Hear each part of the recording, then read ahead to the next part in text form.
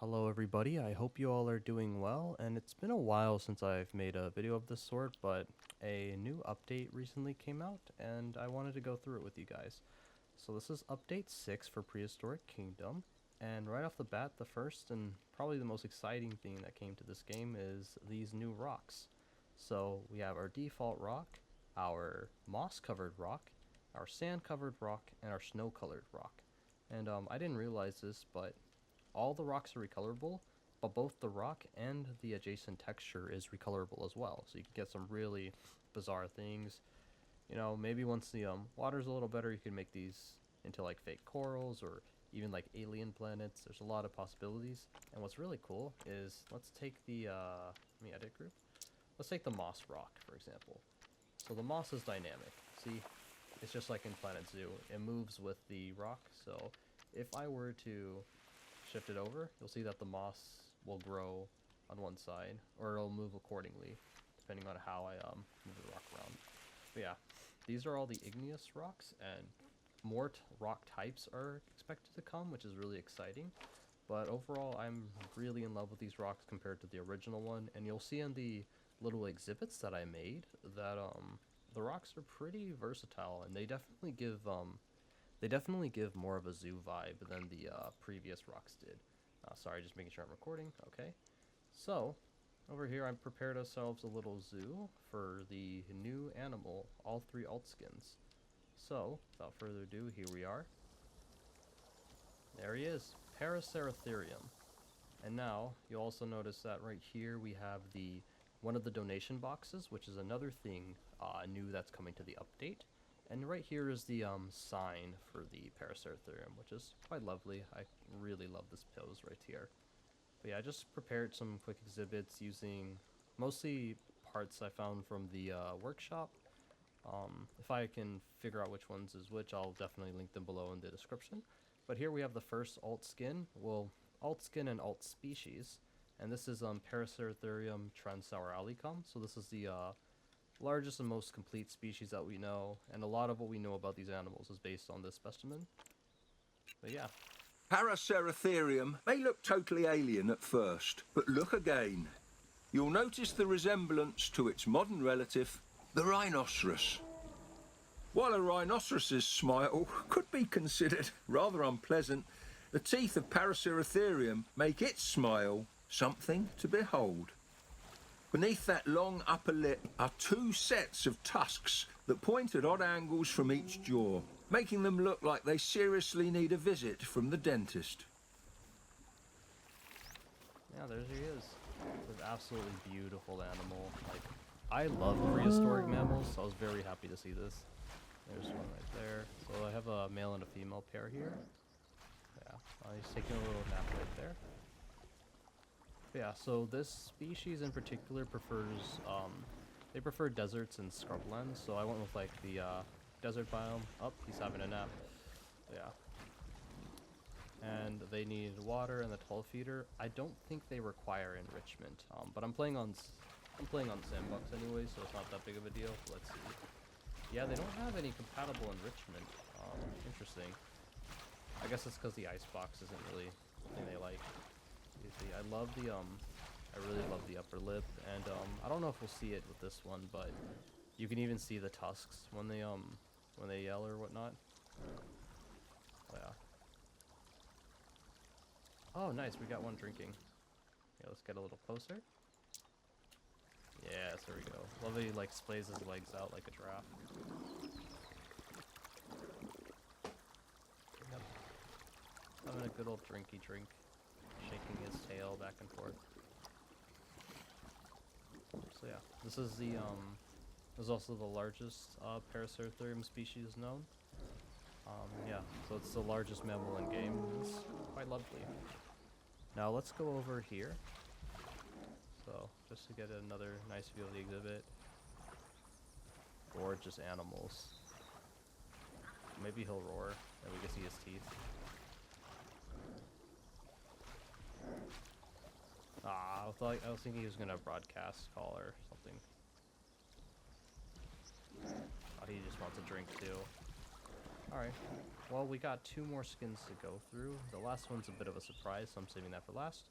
So over here we have, I think it's like, how do you say it? It's, bugtiensis. Let me know if I'm pronouncing it incorrectly. And now, over here we also have another variation of the donation box. So the other one was much larger. This is the medium donation box. I figured it worked. This is like a more medium-sized animal. And yeah, so this is the other Paraceratherium alt species. This is the one that was the first one discovered, and it was from Pakistan. What I love about it is it has this like knobbly texture, kind of like what you see in modern-day Indian rhinos. And then it has like this coloration that you see in like Asian elephants. Yeah, so I really love how it sounds and looks.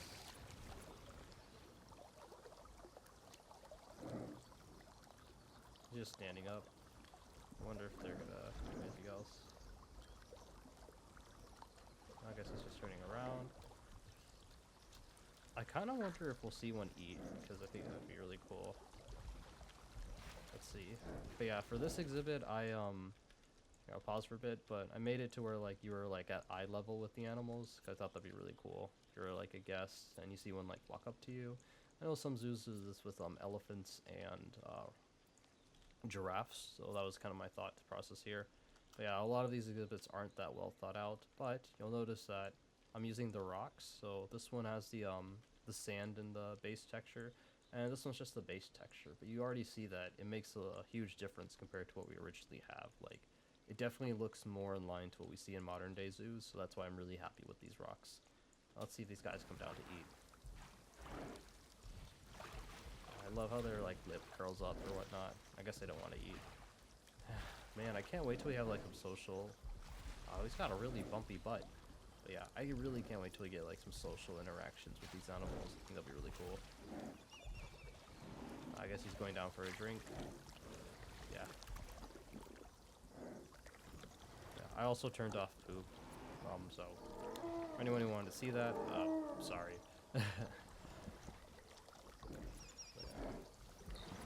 So that's the other alt species, and that's kind of a nitpick I have with this sign. I wish that it showed both alt species instead of just the Mongolian one. But yeah, this is just a minor nitpick.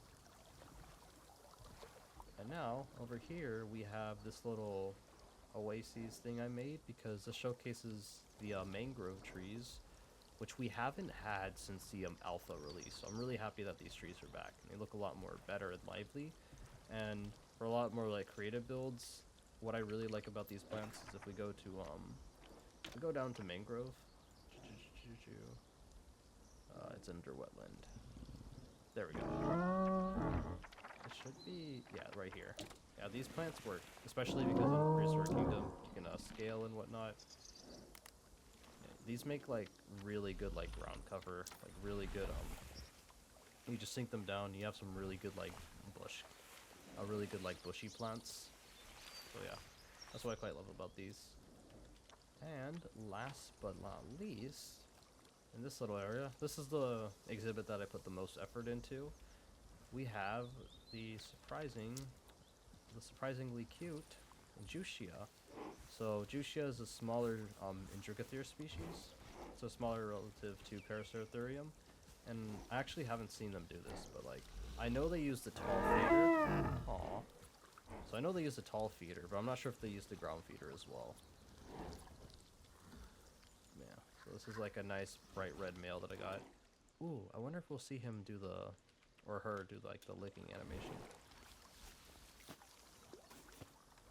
They'll like lick themselves a bit sometimes. Wait, there we go. You can see like the little tusks. I wasn't able to show it with the other ones, but the what was I gonna say? The other ones have like much larger tusks as well. And so yeah, that's Juxia. In this exhibit, I used the mossy rocks. I wanted to give it like a more like overgrown jungle feel. I really feel like I accomplished that look. And over here, I have you know, some benches and whatnot.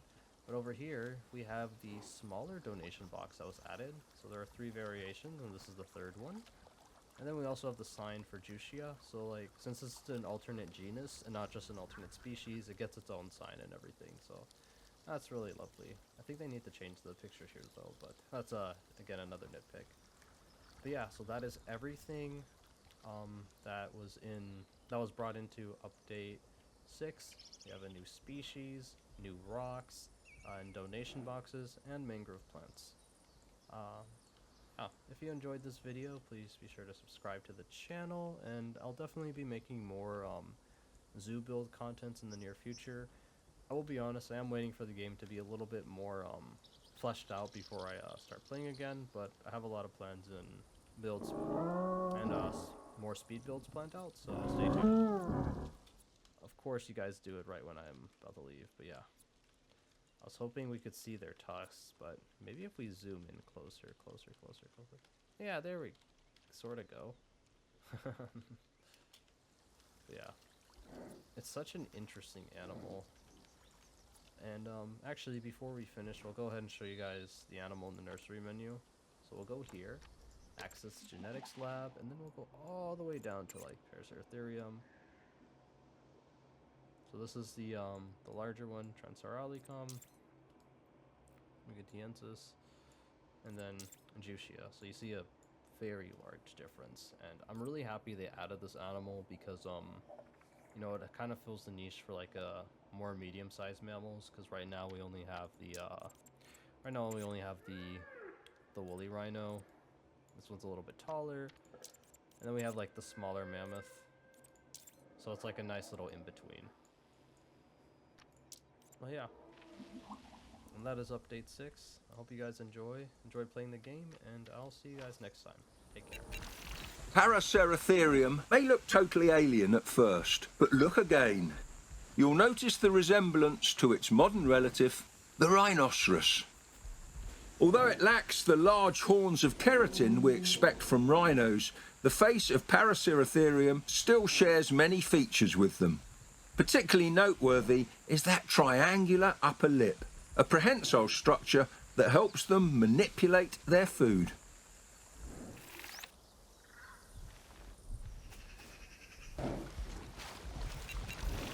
While a rhinoceros's smile could be considered rather unpleasant, the teeth of Paraceratherium make its smile something to behold. Beneath that long upper lip are 2 sets of tusks that point at odd angles from each jaw, making them look like they seriously need a visit from the dentist.